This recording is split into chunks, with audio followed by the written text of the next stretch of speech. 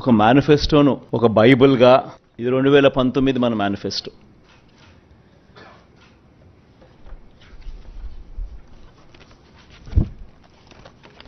ఈ మాదిరిగా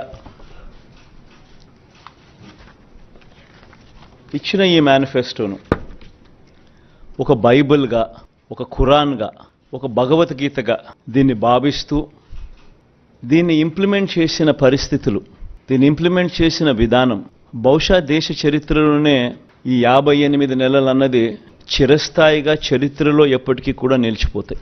2019లో ఇచ్చిన ఈ వాగ్దానాలన్నీ కూడా ఎంతో నిష్ఠగా మనం అమలు చేశాం. ఏ స్థాయిలో ఇది అమలు చేశాము అని అంటే, ఈ మేనిఫెస్టో అన్నది ప్రతి ప్రభుత్వ కార్యాలయంలో ఉన్న ప్రతి ఇంపార్టెంట్ అధికారి దగ్గర ఈ మేనిఫెస్టో ఉంది.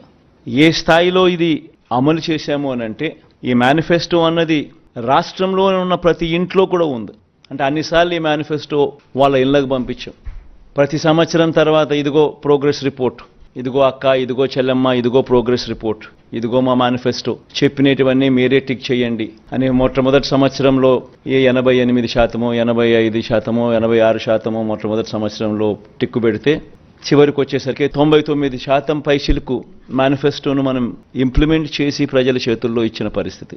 ఇలా ఈ మేనిఫెస్టోను ప్రతి ఇంట్లో కూడా చేర్చిన పరిస్థితులు ఎప్పుడైనా ఉన్నాయా, ఏదైనా ప్రభుత్వం చేసింది అని అంటే అది కూడా ఈ 58 నెలల కాలంలోనే జరిగిందని కూడా చెప్పడానికి గర్వపడతా ఉన్నాం.